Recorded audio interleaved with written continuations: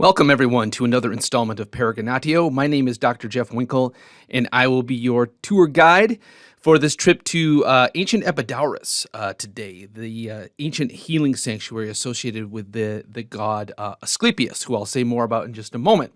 But as is our practice here, we start our journey here in Athens, and we'll fly to our targeted location in just a moment. So here we are at the Acropolis. You see the Parthenon in front of you. Incidentally, also in the shot down here, there was another Asklepion, another healing sanctuary dedicated to the same god that we're talking about today, right here on the south slope of the Acropolis. And there are some connections between this site and Epidauros, which I will comment on once we get there. But let's fly to our location. So we leave Athens in the Attic Peninsula down here in the northeastern part of the Peloponnese. And here we have an aerial shot of Epidauros. And on our tour, we're going to start over here, which was where an ancient visitor would have most likely entered the site through this kind of massive propylaea, this foregate, and then we'll kind of make our way through the sanctuary, calling attention to notable sites. All the way up here to the magnificent theater, and even take a look at one particular site that lies outside the sanctuary, but was deeply connected to it in antiquity. As always, I hope you find this really interesting. Also, if you don't want to watch the video, but are still interested in this virtual tour, just click the link to the manual tour in the description below, and you can walk through each of these sites and see their descriptions at your own leisure. But let's begin. So this was a site dedicated to the god that you see up here, Asklepios. Asklepios was a very unique god in Greek mythology. He was a son of Apollo and the goddess Coronis.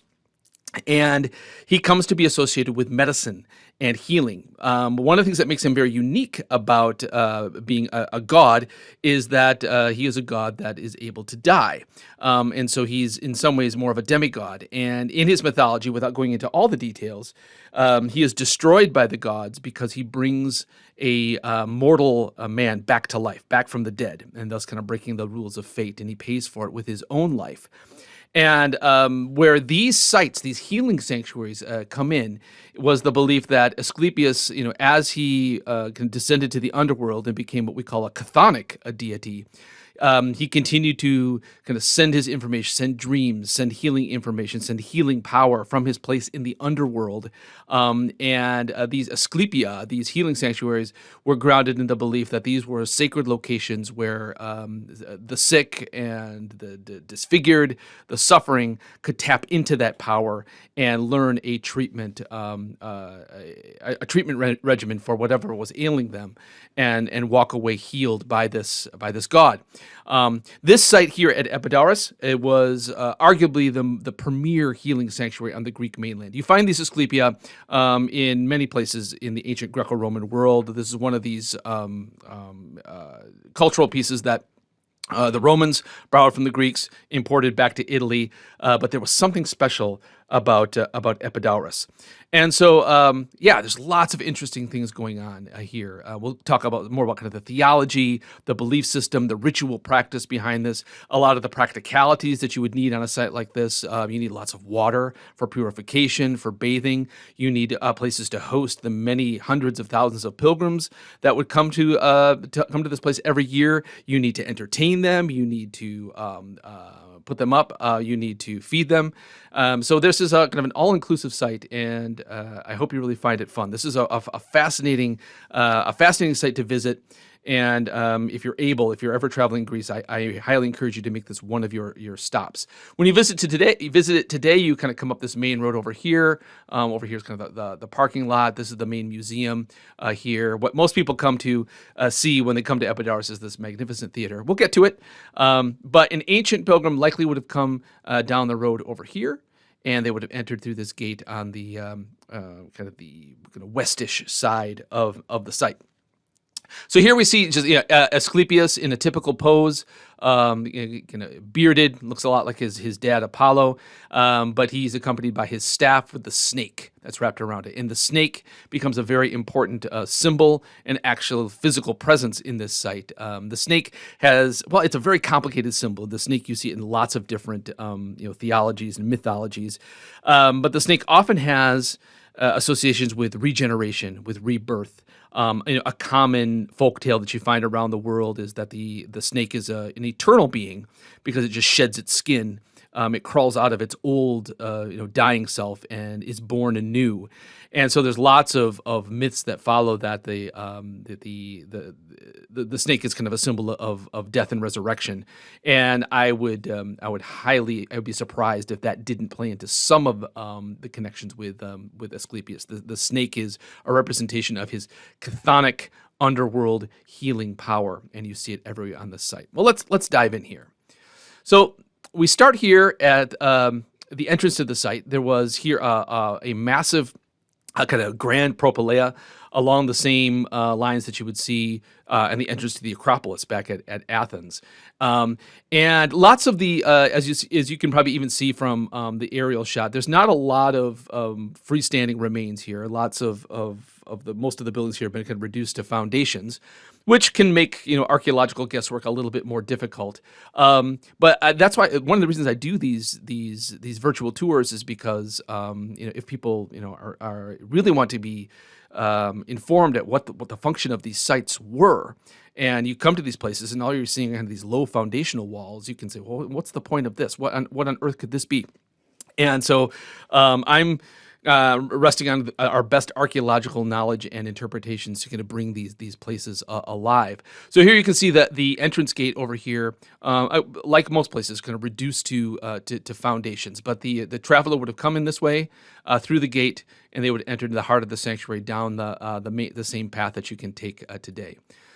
So here, this is the kind of recreation site plan I'll be using along the way. There's a lot of things that I think that are mislabeled here, but it's I like it because it's clear and it shows the main things that I want to show. But we're up here. Here's the propylaea. It would have looked like a mini temple on its own. It has an entrance ramp and an exit ramp on either side. And what's really quite striking is you'll find these ramps leading up to the entrances to most of the buildings on site, almost as if the intention that this place was wheelchair accessible. And I have to think that has something to do with it. The vast majority of pilgrims to the site were people who wanted to be healed. And you have to imagine that a lot of them, this journey was very difficult. They probably couldn't walk. They had to be carried. They had to be wheeled in by friends and family. And so many of the buildings here accommodate that. Here's a picture. This is from actually the plaque that resides on the archaeological site itself. Shows you what it may have looked like. A ramp leading in through a kind of a columned central room. You have columned porches on either side, and then a ramp on the other side. We see some Corinthian columns here, framing the cella in the middle. This is what it looks like today. You can see the ramp still survives in the main buildings and some of the stumps where the columns once were. So I think here where the viewpoint is from the outside, we're walking through the propylaea into the main sanctuary. Here, a few remains from the propylaea reside in the small but really striking museum on site.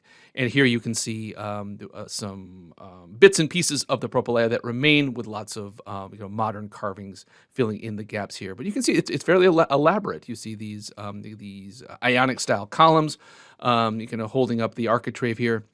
And you see these wonderful designs and lion heads on top, some acroteria as well, sparing no expense even in the entrance gate. All right, next up. Moving further into the site, not the sexiest of buildings, but there's remains of a large cistern that was once here, not too far from the entrance. It was what you're looking at here is the remains. There's not much here. I'll show you the pictures of it. A Roman refurbishment, as we have in so many of these sites on the Greek mainland. The Romans came in, they conquered Greece, but in most cases they carried on lots of their cultural and theological traditions, and so there's a number of things here at Epidauros that were refurbished and renovated by the Romans. But there's a massive cistern to gather and hold water. So here we are, again, the north, not the north, this is actually the western side of the site here.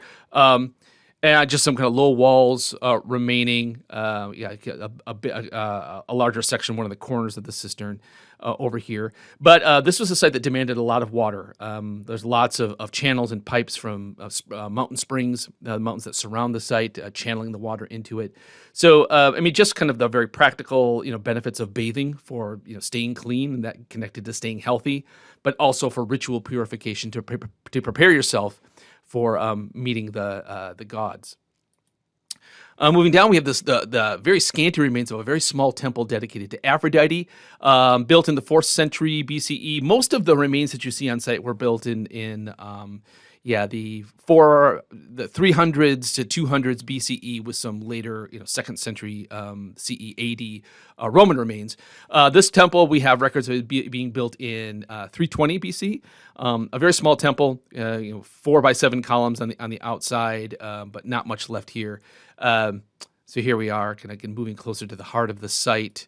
And a plan of it. So again, a ramp entrance, a small pronaos porch here, and then a cella with some engaged columns, a pedestal for a cult statue, which, like all the cult statues on site, is sadly long gone. Now you might ask, what is Aphrodite doing here? Well, Aphrodite, in her mythology, she was a companion of Hygieia, the kind of the personification of health. And health, as is fitting for a god of healing, is the daughter of Asklepios, the main god on site. So she probably here, as a companion of health, has her gets her due diligence here. And we see this in lots of these Panhellenic shrines, where the site is dedicated to one main god, but it quickly becomes a family affair, and lots of other gods get involved. And we'll see this as we go through our site here. All right, moving up over here to this kind of corner of the site, we have a large building which is identified fairly securely as the so-called Stoa of Cotys, Cotys being the name of the guy who likely put up the money for this building. Not a lot to see here, but a long, columned porch, which is the definition of a stoa. We surmise that this was probably a building that was used largely for commercial uses, shops. Again, accommodating the many pilgrims that visit the site. They need to buy food, they need to buy clothes. This was likely a place that accommodated those kinds of things. So here we are, again, still fairly close to the entry site. Just a few stumps of the columns remain. You can see kind of the length of the porch here.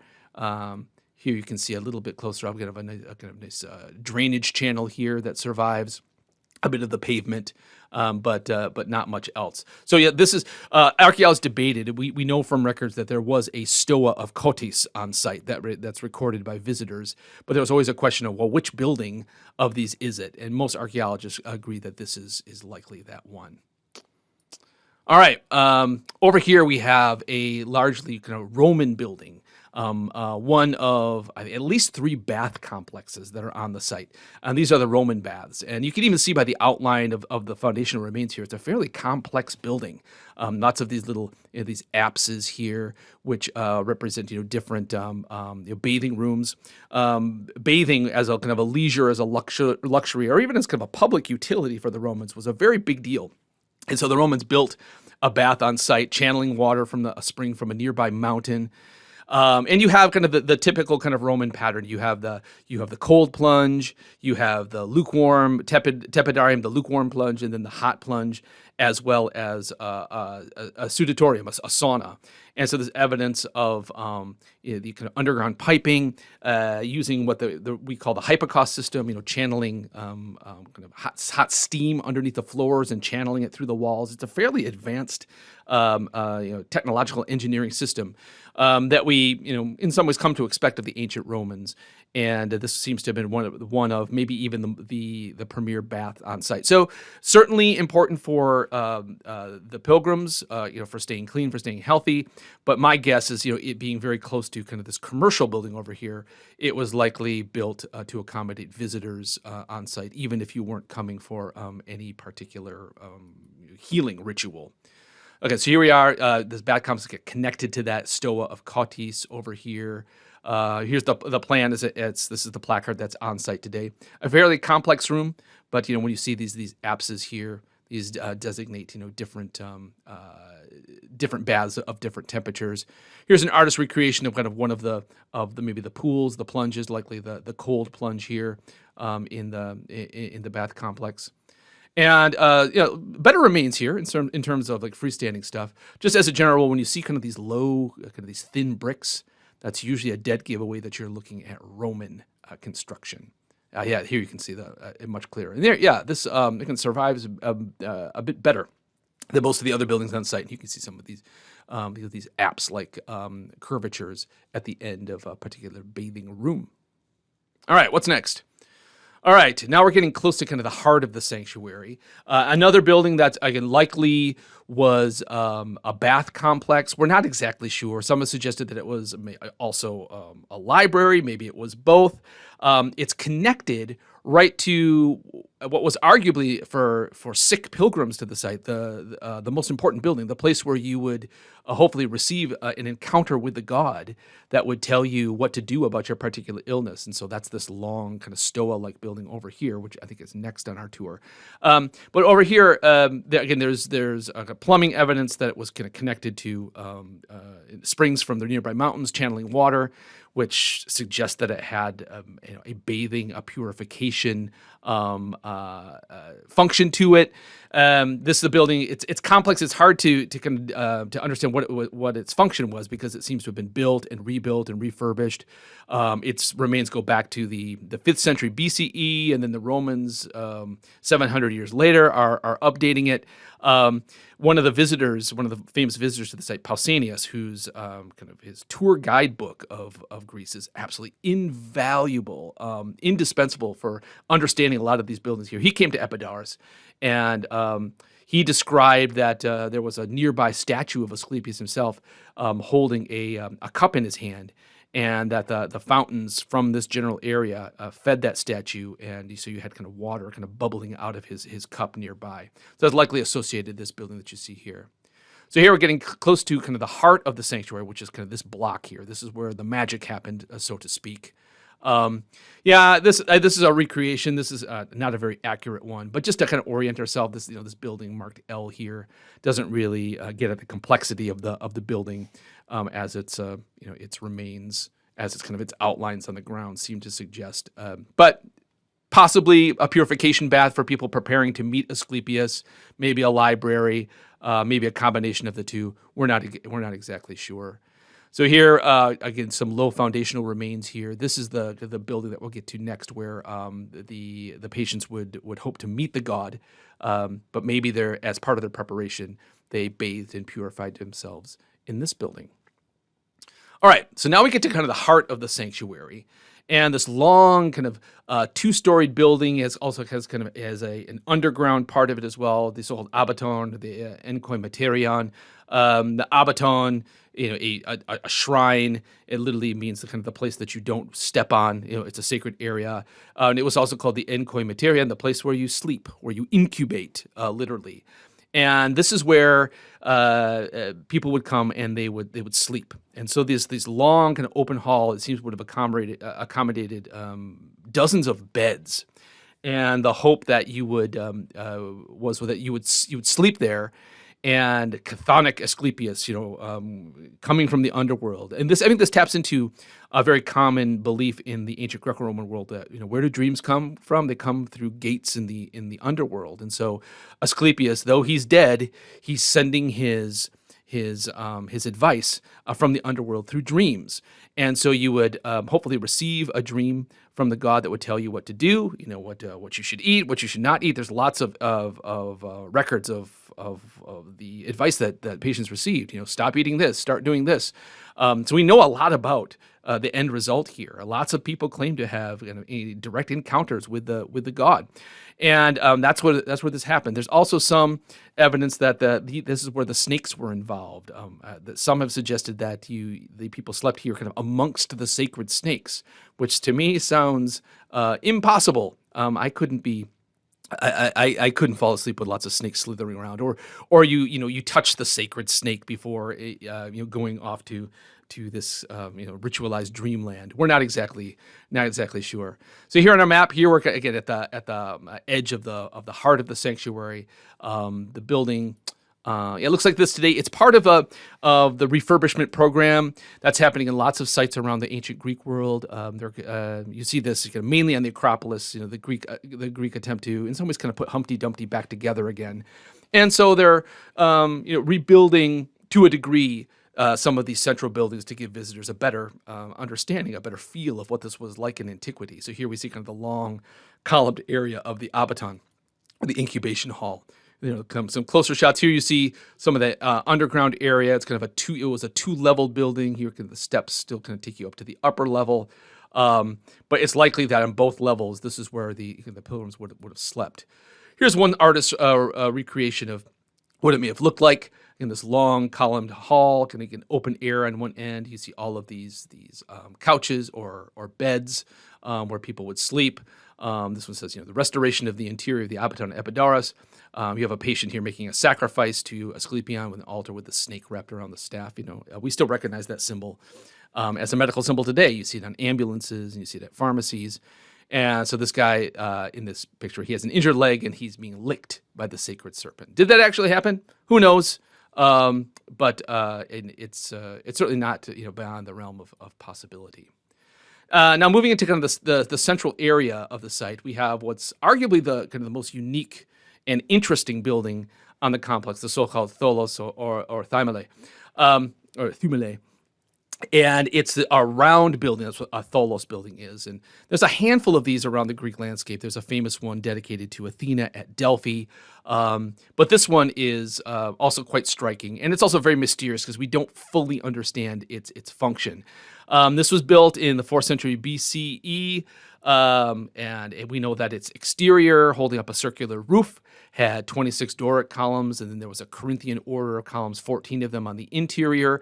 But the most interesting part about it is this labyrinth that was underneath kind of the main circular floor of the building. And who doesn't love a good labyrinth, right? So what was it for? Was this where the sacred snakes were kept?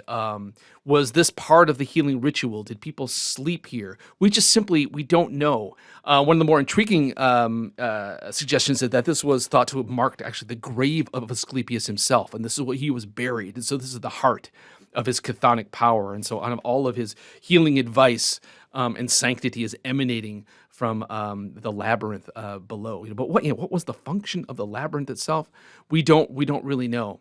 So here we are in kind of the heart of the temenos, the sacred area. Here's kind of a nice digital recreation of that area. So over here, this is the temple of Asklepios, which I think where we're going next. So the temple for the main god himself. But here's that tholos, that circular temple here. Did it mark the grave of Asklepios? I think it's a very intriguing, attractive proposition. And if so, this would have kind of marked the most sacred area and most kind of ritually powerful area on site. Here, a cross section where we see again that Doric colonnade on the outside, the Corinthian columns on the inside, and the cutaway kind of shows you this underground labyrinth. Were the snakes down there? Who went down there? Why was it a labyrinth? Still lots of intriguing mysteries to solve. Another cutaway here where you can see some suggested that there was an open roof to the tholos here. There, kind of a mosaic or a tiled floor, and then the labyrinth below. Let's see what else here. Yeah, this is one of the buildings that too is being kind of very slowly reconstructed and rebuilt.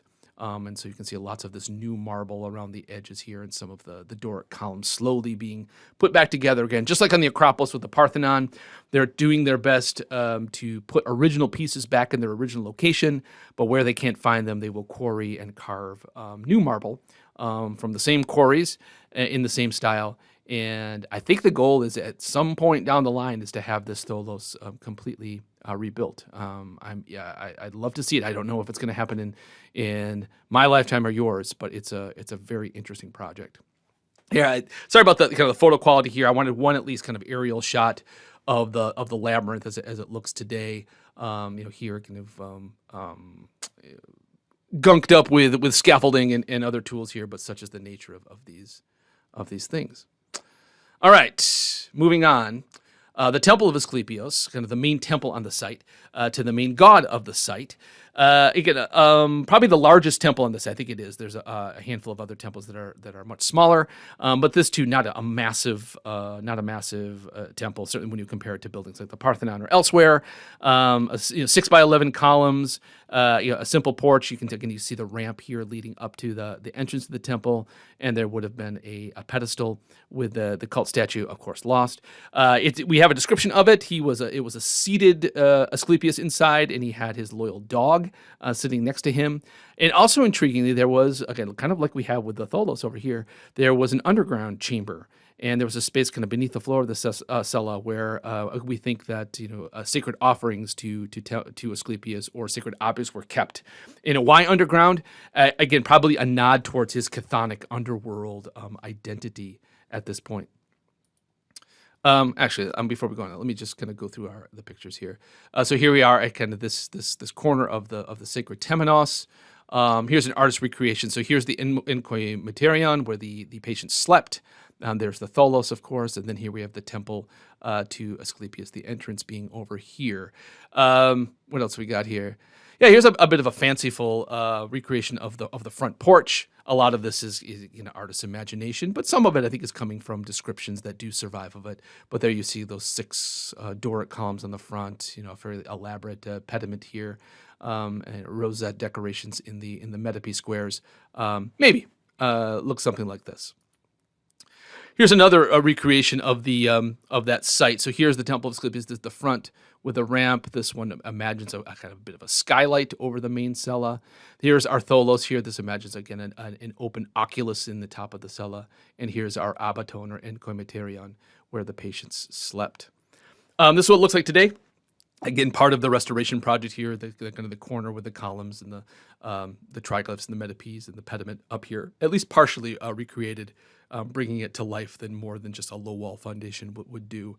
Here's a picture of it before those renovations here. But yeah, here this is the ramp leading up to the porch. This is the back of the temple, and then again there's the incubation hall behind it.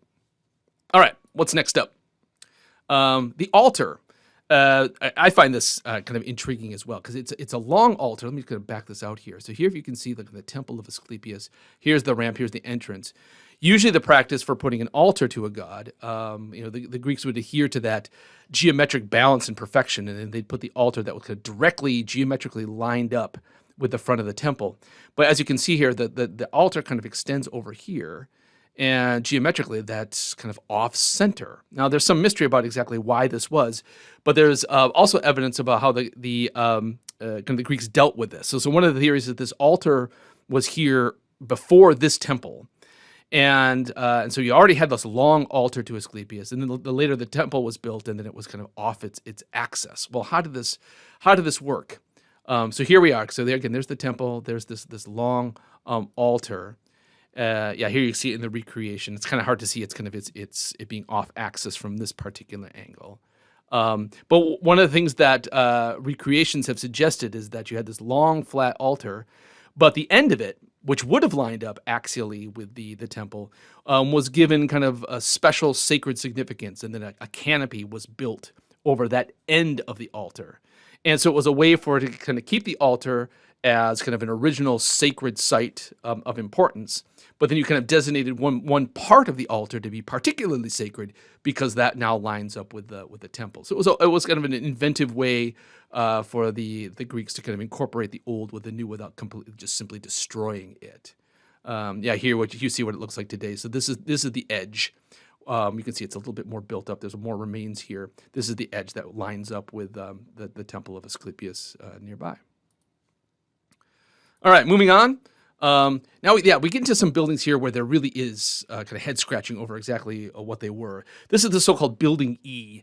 Cavadius, the original excavator of the site, that he labeled this as Building E. just as a way of just kind of giving it a category. He didn't know what it was, and we still don't know what it was. We're kind of get wedged here between another temple, a temple of Artemis, which we'll go to I think next, and then the sacred temenos. Here's Asklepios. Here's the sacred site in the Tholos over here. What was this particular building? We don't really know, and so there are a number of suggestions, and I'll throw them out there. You can even see on our recreation here, it doesn't even kind of get its own designation. What was it? Was it some have suggested it's kind of a house for priests. Over here, you can see this building over here is a recreation of building E. Some have suggested that this was the original cult site for Asklepios, and then later on he gets the temple and the Tholos over here. Was it an earlier part of the site? Did it have cultic function? We don't really know. Here in this recreation, our artist imagines it's kind of two long, like kind of a U-shaped building, kind of two long halls connected with kind of it open on one end. Again, we don't really know, and so we give it this very kind of unsexy name, Building E. Yeah, here's an aerial shot there, and there you can see it's kind of its orientation to the buildings over here. Was it part of kind of the sacred cultic area? Was it, or did this lane here kind of define it or kind of separate it from the temenos over here? We're not exactly sure. All right, next up, Temple of Artemis. Again, so for those of you who know your Greek mythology, you might know that Artemis is the twin sister of Apollo, and Apollo is the father of Asklepios, which would make Artemis Asklepios' aunt. So it's the family affair is fully in full swing here. But Artemis also had chthonic, underworld associations, and so this is likely a temple kind of worshiping the goddess in her form as Artemis Hecate, kind of synchronized with Hecate, who was a goddess of the underworld. And so that chthonic aspect that is associated with Asklepios here is also associated with Artemis too, again, pointing us to that. That's where the power is coming from. Again, small temple, we call a pro-style temple, 6 Doric columns at the front, just like the Asclepian temple nearby. Had Ionic columns in the interior that framed the cella, and a long-lost cult statue. And as all the other temples here, a paved ramp that leads up to this. We know from remains, I think there's examples of this in the museum, that there were dog heads and boar heads that functioned as water spouts, and also figures of Nike, victory figures up on the top as well. So here it is, kind of just off the main part of the sanctuary here. It gives you a sense of the plan. A ramp, an altar, an axially, geometrically, perfectly aligned altar with the front of the temple here, a short pronaos or porch, and then a central room and a pedestal where the cult statue once stood. So not a lot to see here. I don't believe this building is at the top of the list for the reconstruction plan as well. Here you can see a little bit of it. The ramp survives a bit nicely in part of the altar area over here. But as far as the interior of the temple, not a lot to see there. All right. Now over here on kind of this edge of the site, there's, again, lots of questions. There's another small temple here. Archaeologists disagree as to kind of who this belonged to. We don't really know. It was a small, some have even suggested that it wasn't a temple at all. It was kind of another open-air altar. There's a similar structure that you see in the Agora in Athens called the altar to the 12 gods, and this seems to share lots of qualities with this area.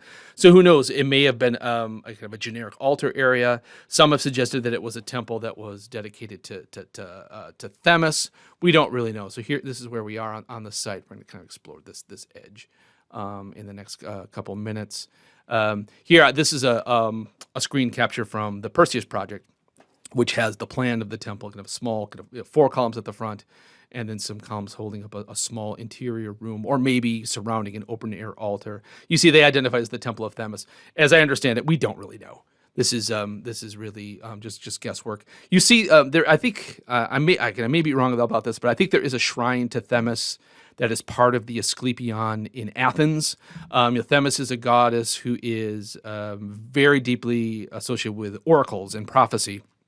And so as such, she's a goddess that often shows up when there is direct connection between humans and other deities. So it's not beyond the realm of possibility that this belongs to Themis, but I don't believe there's any inscriptional or sculptural evidence that this is what this building is.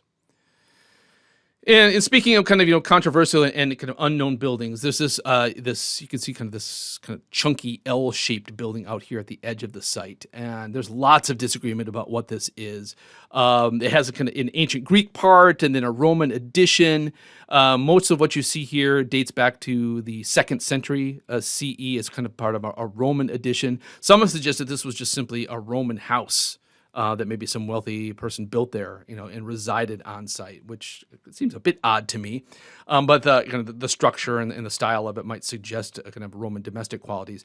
Others have suggested that this was a sanctuary to Egyptian gods. I'm sure some of you know that the Romans were deeply fascinated with Egypt, and they incorporated lots of Egyptian kind of theology into their own, and then fully Romanized it. Isis was a very popular goddess amongst the ancient Romans in the first centuries AD, CE. And so there's a suggestion here that the Egyptian gods Osiris, Horus, and Isis may have been worshipped here. And there is some evidence in kind of ancient syncretism, kind of combining of gods, that Osiris lines up with Apollo, Horus lines up with Asklepios, and Hygieia, health, lines up with Isis. And so it was a way to kind of incorporate that Roman fervor for Roman deities, but also connect them to the main deities of the healing sanctuary that were here. So, there's a kind of a small bath and a fountain, which you would find in a wealthy Roman's house, but possibly for purification for priests. Some have suggested that kind of mystery initiations were housed here. There's a room with kind of throne and a throne and tables, which might suggest that.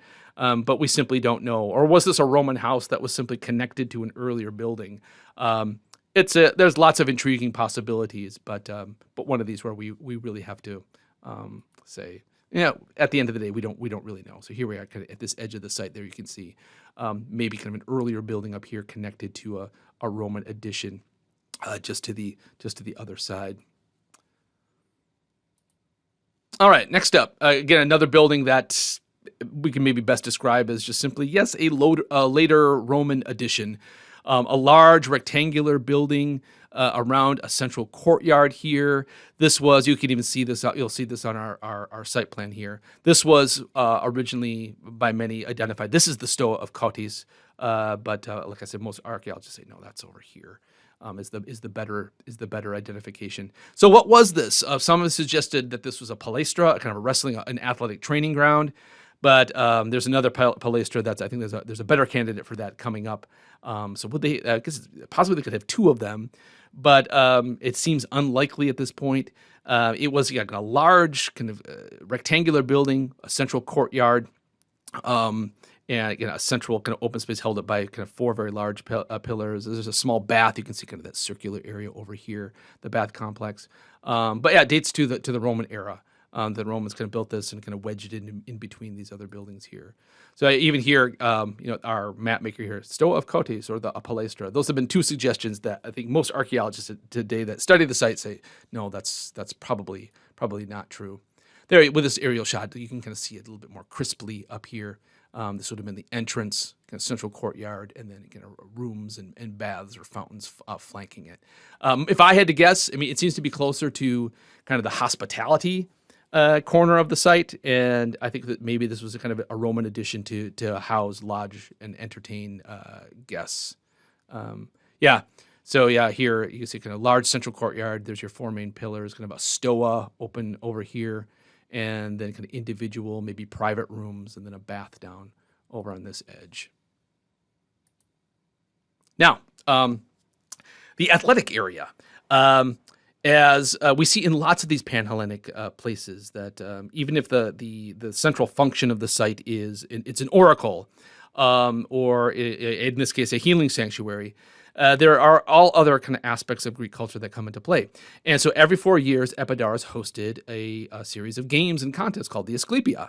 And so you have training grounds, you have over here, and then a very large stadium. There's a wonderful theater that survives here where your dramatic and musical contests took place. And so this is all kind of part of this the full service sanctuary. It wasn't just healing, but it celebrated lots of these things that the Greeks loved. They loved their competition, what the Greeks called the agones, and competition on the athletic field, and also competition in the arts as well. So here we have this building that's called the Palaestra. This building has not been kind of officially published and not that much studied. So this is an educated guess, but it contains the kind of thing that you'd expect from a Palaestra, like we would see at Olympia, long kind of columned porches, a large central area, ideal for training, for wrestling and for preparing for an athletic event.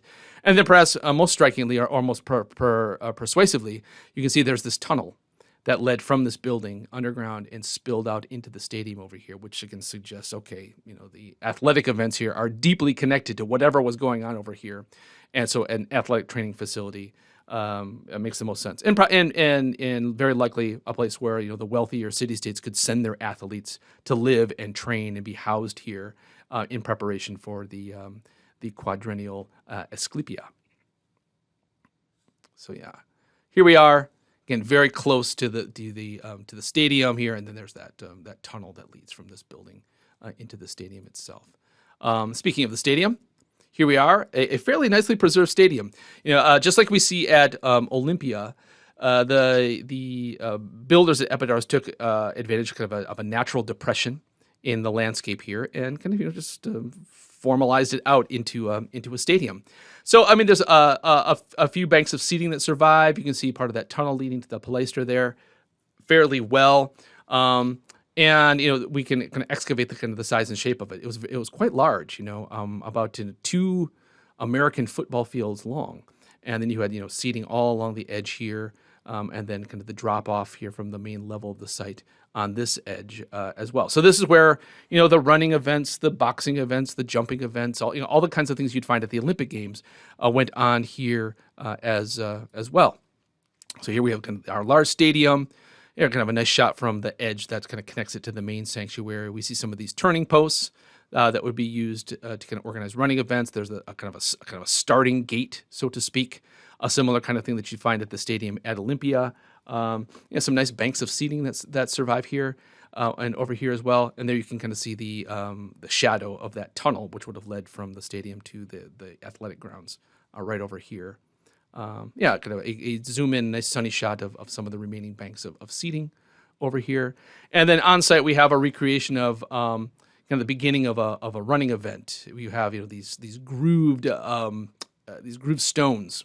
You see them at Delphi, you see them at Olympia in their stadiums, where we have our runners with their toes dug in, and then maybe some kind of system of a string or a rope that was held by the judge here, and then when you pull it, the string would drop, and it would give a kind of a nice clean timed start to the running event, possibly. Now we get to kind of the heart of the hospitality corner of the site. This large building, the Hestiatorion and Odeon. And so a Hestiatorion is you can see the name of the goddess Hestia, the goddess of the hearth, the home fires, the host. And so this was a restaurant, and so this served the many pilgrims on site and their friends and their families that came with them. It's located, as we'll see, right next to a bath complex and a hotel. And so certainly this would have served the hundreds of thousands that pilgrims came to Epidauros every year. And so a large central room. The Romans added a small Odeon, a small little theater, to the central building in later years. But all along the edge, you can see kind of rooms, shops, food stalls, where people could be fed and entertained. Over here we see it kind of dominating along with this large building over here is the hotel, which we'll get to. And this part of the site, yeah, here's a recreation of it. It's kind of a kind of simple, kind of large, kind of 4 square building with an open courtyard in the middle, and you have all your kind of your food stalls around the edges that Romans would have added an Odeon in here in later years. It's also striking. There's this a large columned entrance gate over here that was added, and we think that was a temple to the goddess Hygieia, to health herself. Who, as if you've noted, we have temple to Aphrodite, to Asklepios, to Artemis, some mystery goddess over here, maybe the Egyptian gods over here. But where's Hygieia, the goddess of health herself? It would make sense that she would have a place on site. So some have suggested that this gate leading into the restaurant over here was also functioned as a temple dedicated to her. So yeah, here's an aerial shot. Here you can see a bit of that Odeon. It's very weathered, but some of the seating for that little theater that the Romans added. And then over here you can see that gate or / temple of Hygieia. And this has also been part of the restoration project over here. Yeah, here's a zoom in on kind of the central area, this small theater that the Romans added. So it would have been a place where people could eat and also be entertained. But I would emphasize that there was no such thing as kind of a separation between church and state, secular and sacred in antiquity. Everything that the Greeks did publicly had some kind of sacred significance as well. And so I don't want to separate a building like this too much from, say, like the temple of Asklepios. But I think it's striking that we might find it kind of odd that they would kind of join a restaurant to the goddess of health, but to an ancient Greco-Roman that would seem perfectly natural kind of combination. And right next door you have another bath complex. This is sometimes called the Greek baths to designate it from those fairly more complex and advanced baths that we see in the other edge of the site. This was built around 300 BCE, as you see, look a lot of the buildings on the site. It's a much simpler kind of bath complex, but here it's built right between the restaurant over here and the hotel over here. So this is likely a bath complex that would have served visitors to the site. Yes, maybe pilgrims looking to be healed, but also just kind of your garden variety visitor to the site as well. We have there are conduits that survive that show kind of how the water was channeled into the structure. So here we are on kind of this bottom edge of the site here. A plan. You can see that what you don't see when you compare it to the Roman baths are those kind of circular kind of plunge chambers. It was a much kind of a simpler approach. It didn't have the necessarily kind of the cold plunge, the lukewarm plunge, and the hot plunge that you find in a Roman bath system. But we might look at this as kind of a precursor to that. And here's a shot of the of what it looks like today. All right, moving on to one of I find it kind of the more striking buildings. This massive building, the so-called Katagogion, a hotel. And I can't think of, I'm probably wrong about this, but I can't think of another building in the Greco-Roman world that really looks like that. I mean, there's a building, I take that back. There's a building on the site of Olympia that also kind of roughly looks like this. But this was a huge building. It was a 2-storied structure, and it was divided into these quadrants. You can see that from this aerial shot here. You see these 4 squares here, and then rooms around each of these open courtyards. And we think its main function was a hotel. And so this would accommodate pilgrims, guests, and had at least 160 rooms that could accommodate visitors. Really, really interesting. So here, this massive building. Sometimes it's also called the Xenon, the building for the guests' quarters over here. Here's kind of an outline of kind of the whole building here, and then over here we see kind of a detail of what one of these quadrants may have looked like. And so here we see kind of an open courtyard, and then you have private rooms going around each of the courtyard, and then you also have to imagine another story of this. What an incredible complex! It's one of these that I really wish it had survived. It survived better. Here's an aerial shot here again, where you can kind of see a bit of its complexity. A low-angle shot here again. Sadly, not much remains. I don't know if this is part of the renovation program. I hope they rebuild at least part of it here on a sunnier, greener day. You can see some of the remains here, and again, kind of the stumps of the columns that kind of surround one of those inner courtyards. In the distance, you can see there's that porch of Hygieia that's connected to that to the restaurant. And in the background, you can see the columns of the Enkoimaterion, where the pilgrims slept, and you get a bit of sense of kind of the surrounding geography. Epidauros sits in this lush, this beautiful valley. It's one of these places you walk through it, and you can say, okay, I can see why the Greeks, connected this place to things sacred and quiet and placid and healing. Next up, the theater. This is what most people come to Epidauros today to see. It's the best preserved, one of the best preserved kind of Greek Roman style theaters anywhere. And just like with the stadium, it was built into kind of a natural impression in the hillside, and it's really quite wonderful. You can when you go there, you can explore. You can walk all over the theater. They still use it for concerts and plays in the spring and the summer in Greece. But one of my favorite things about it, and you can walk up these aisles here, and it just spills you out right into the forest, and it's so integrated into the natural landscape. It's one of the things I most love about kind of the Greek aesthetic of architecture. And so they, like with their stadiums and their theaters, they would kind of incorporate them into the landscape in a way that is so kind of harmonious. But yeah, it's an amazing thing. At the size and height that you see it now, it can hold about 13 to 14,000 spectators. It was built originally to host the dramatic and musical competitions during the Asklepios, those games, again, in celebration in honor of the healing god. And you can see, yes, it's the orchestra is preserved so well, the seating is preserved so well, and one of the things that many people marvel about it are its acoustic properties. And so every time I've gone there and brought groups there, the guide will inevitably say, tell the group, you scatter, sit anywhere in the theater that you want.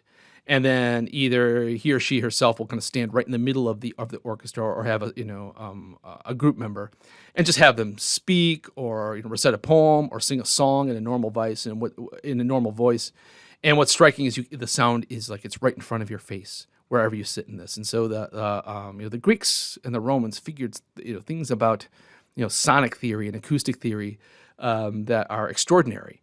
And so it's an incredible place to kind of experience kind of the engineering marvels and that deep many forms of genius that the Greeks figured out.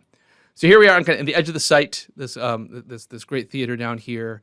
Here's an artist recreation. One thing that doesn't really quite survive well is this back building, this elaborate stage building, which would have the doors out of which the chorus and the actors would come out into the orchestra, into the dancing area. And you would have your statue niches for emperors and gods in the upper reaches here, and maybe even a raised stage at some point to add another avenue for presenting dramas. We don't really know. Here's a shot from the side here. You can see how well preserved it is, and the perfect geometry of the orchestra. There's still a stone that would have marked kind of the altar, as most Greek theaters would have had, reminding everybody sitting in the theater that what you are viewing is deeply connected to ritual and the gods. Here from kind of the upper edges, where the seats kind of spill you out into the forest. There you can see the mountains in the distance. The whole healing sanctuary here is dotted throughout the forest. This is what we just walked through. Here you can see some of the seating. You can see that underneath the seats, you can see how kind of it curves out, and that adds to the acoustic resonance. And so the Greeks recognized that if you built these things just kind of square 90 degrees, the sound would kind of would hit them and it kind of bounce right back. But here the sound would hit these open spots, and it would kind of curve back, and so that adds to kind of the almost stereo resonance throughout the site. Now we're getting towards the end here, but here we're going to kind of take a brief detour outside the site here, which is most visitors to Epidauros today don't go here, and I haven't been here myself, and I'm dying to kind of walk up here. But up on a hill.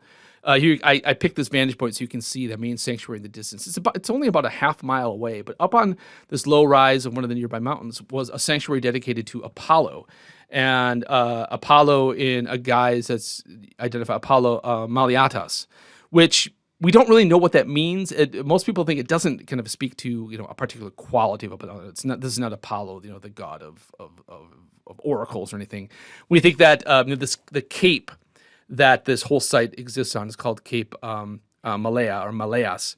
And so this might just be Apollo in the area of Malayas. We don't really know. But this is a sanctuary that predates the main sanctuary about a half mile away, and dates back to about the 6th century BC. And archaeologists have found remains here that suggest maybe that even the sanctuary up on this hill goes back to even as far back as 1600 BC, which is way before anything that we see in the Epidauros Valley over here. But it's also clear from inscriptions and from archaeological remains that the ancient Epidaurians considered this sanctuary to be deeply connected to Epidauros. It wasn't really its separate thing.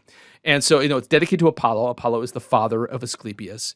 And we know that the Epidaurians themselves in the main sanctuary over here, they never stopped taking care of, never stopped renovating, never stopped, kind of keeping up the rituals up here.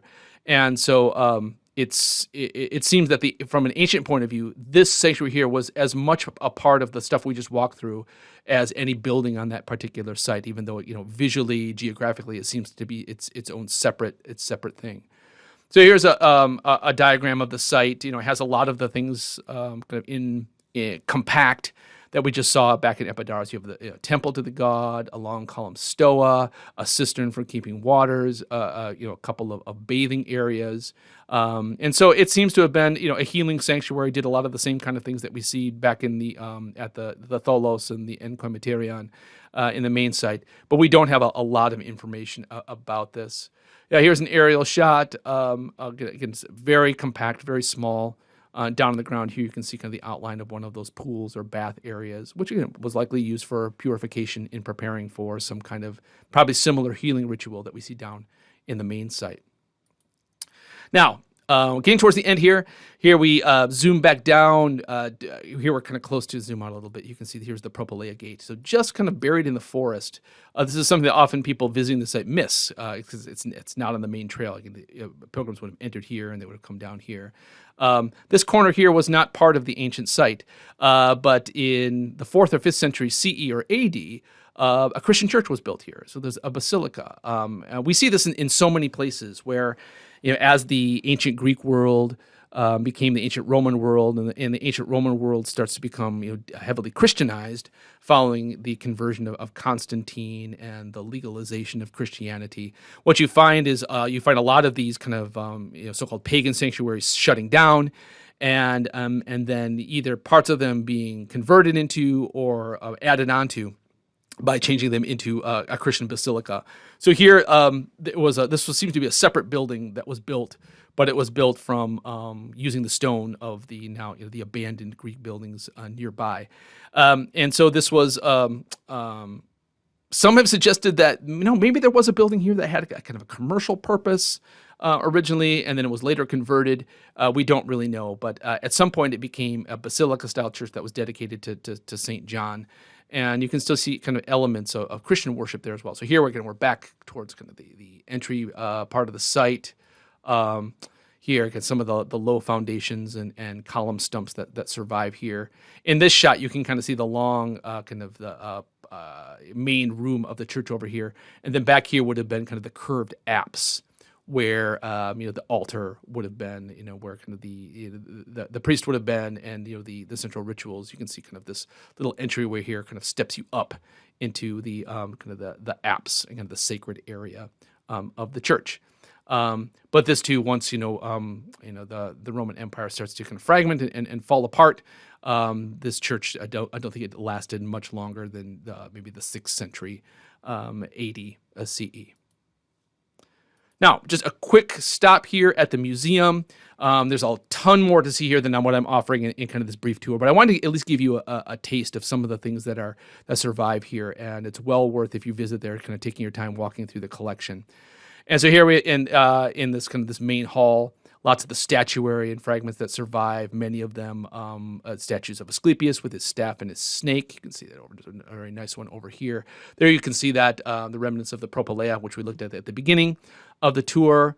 Lots of medical tools here, and so surgeries were performed here, and so lots of these very scary looking scalpels and prodding and poking and cutting elements here. Actually, it doesn't look a lot that different from what I see at my dentist these days. But again, this wonderful on the ground evidence of what ancient practice of medicine was like, and what they were able to do. My favorite part of the museum are all of these body parts. And so what it became a part of the tradition, part of the ritual is that, if the god gave you a healing regimen, or if the god healed you, you would leave a votive behind that was crafting the the body part that you were suffering, that was injured or diseased. And then you would leave a votive of that behind the god, or maybe also kind of a small inscription thanking the god and telling exactly what the god did. So you can see all kinds of legs, arms, also various body parts. You can look at that for yourself. Feet, genitalia, everything's on the table here. And lots of wonderful inscriptional evidence that's left behind of people, encomia, praising the gods, and prayers to the god and thanks to the gods. And so we have lots of names, and so we know names of people and where they were from, and what the god said to them in the dreams. And so I love this kind of stuff when it's when it stops becoming just kind of the narrative, some kind of myth on the page, and you see what this meant to people, and what they believed, and how they approached this, and how they dealt with the sufferings of daily life. I mean, Asklepios was a very important god that met them on the ground, that connected to them, not just kind of removed somewhere in Olympus, or in his case, just not removed to the underworld. This was a god interested and dedicated to helping human beings. This is where kind of the myth becomes real in a striking kind of way. All right, we end with just kind of a panoramic shot, kind of an aerial shot of kind of the whole site, incorporating the kind of sanctuary of Apollo way over here. But there you have it. I hope you enjoyed this. As always, if you have questions, if you have comments, if you have ideas of what you would like me to do next down the line, don't hesitate to let me know, and I hope to see you in the next one.